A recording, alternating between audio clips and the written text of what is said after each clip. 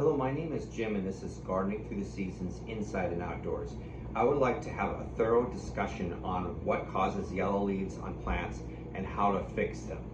So ultimately there's two reasons why plants can have yellow leaves. The first is age. So just like the rest of us, when a plant ages or a leaf ages, it's going to die. In that case, you just need to prune the plant and take the yellow leaf off. And of course, if you take really good care of your plant and provide for its needs, the leaves will live longer in general. But the second reason why plants get yellow leaves is because the plant is out of balance. And there are many reasons why it can be out of balance. So I'm actually going to talk to you about those reasons, how to recognize them and how to fix it. So one of the reasons why the plant could be out of balance is a watering issue. The plant will naturally try to optimize the number of leaves it has to how much water it can take from the soil. Obviously it's going to wilt and die if it doesn't have enough water to support its leaves. So if you've been stingy on watering, or if you've been overwatering and the roots can't function properly, what's going to happen is the plant will it will be out of balance, and so it will try to adjust for that by getting rid of some of its leaves. Now, how do you know which one of those is the problem if watering is your problem? Well, you know if you've been letting your plant get pretty dry in between waterings, if it feels bone dry, or you know if you've been keeping it soggy wet. That's going to give you a clue.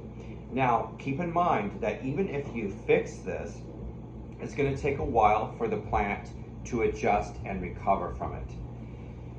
If you have been underwatering, it could be too that your pot is so small that it's hard for you to keep up with the watering requirements of the plant, and you might want to think about putting it into a larger pot. Likewise, if the plant is just staying wet day after day after day, you could have a problem with root rot, and it might not even be absorbing water at all, or maybe it's just in too huge of a pot and it can't be responsible for all that soil. So those are some things to look into. Another imbalance is light. So if the plant has to make food with light. It's absolutely an amazing process, which we learned in grade schools, photosynthesis.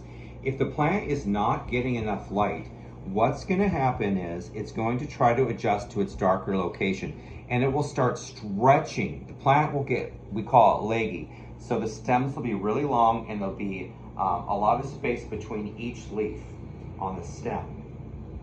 And it will get rid of excess leaves by yellowing it. So it's obvious the way to take care of that is to increase the light. You need to put it in a brighter location. Keep in mind that when you suddenly put it in a really, really, really bright location, you can burn the leaves. It's kind of a pain. You might want to start over with another plant, and if you don't want to do that, then gradually increase the amount of light by putting it in a brighter and brighter window and working your way up.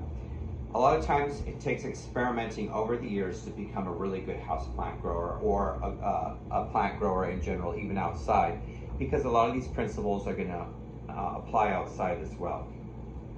So that has to do with light. Another imbalance can be temperature. So if the plant becomes exposed to too cold of temperatures, usually, it's going to not be able to function properly. Its metabolism will be thrown off because the temperature actually controls the metabolism of the plant. And so it will also try to get rid of excess leaves. And if it's too cool for the plant, you're likely to also develop root rot, which would also throw the plant off balance, and you're going to lose leaves. So that's an easy fix, right? It needs to go into a warmer location if that's the case. Another thing that can throw it off is nutrient imbalances. So please do see my channel, on fertilizing plants. That'll help you a lot, especially the houseplant video if you're having problems with houseplants.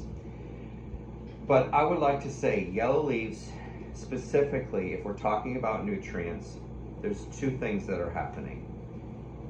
You could have a situation like this that I get on my gardenia, where the veins will stay green and it will be yellow in between. and that represents a micronutrient deficiency, usually iron.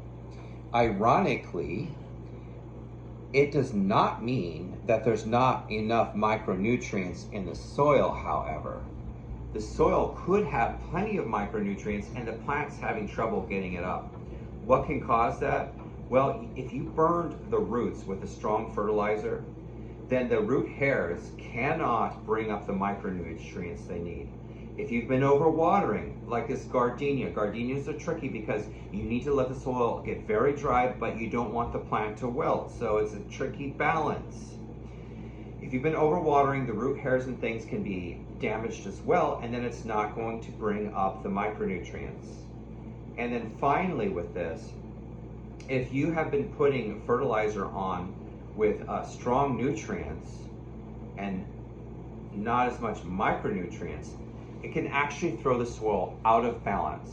And that's how I did this to my gardenia. About twice a year, I like to give it a fertilizer rich in potassium and phosphorus to try to encourage bloom.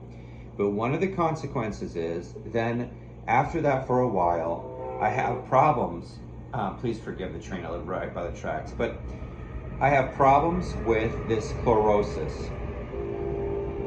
So what do you need to do if this is the case? Usually what will fix this is if you let the soil get drier between waterings. You have to experiment. You don't want the plant to wilt, but you need the soil to get really dry. Then you thoroughly water, and then you wait for it to get dry again before you water again. But you don't want the plant to wilt. And then also apply a micronutrient solution, like I think I have one called Humix or something like that. It has humic acid as well as iron and other micronutrients. That also helps. So what about if you have yellowing like this poor, this also has spider mites, so try to ignore that, but this poor eggplant that I need to get outside. What if you have lower leaves just kind of drying up and dying like this, and yellowing, and there's just a general yellowing over this plant, isn't there? That is a nitrogen deficiency. That is a classic nitrogen deficiency. Don't let anyone tell you that it's anything else. And that's super easy to fix. What you want to do is use a fertilizer according to directions that's really high in nitrogen and not necessarily other nutrients. I like to use a small amount, like in a pot this size, maybe I would use 1/8 or 1/4 a teaspoon of blood meal. And I even mix up, maybe a pinch of calcium nitrate in the water, and I water it in. And that usually after a few weeks will resolve this. But bear in mind that organic fertilizers like blood meal, of course they have germs and stuff, so you need to be careful with handle them appropriately. But also it can actually compost the roots. So you gotta be careful you don't do too much, or after you use it, especially that you don't overwater the plant. So these are the different imbalances that can cause yellow leaves on your plants. And I've talked to you also about how to fix it. Do let me know if you have more questions, because I like to talk to other gardeners. Happy gardening, like my videos, subscribe, we'll see you next time.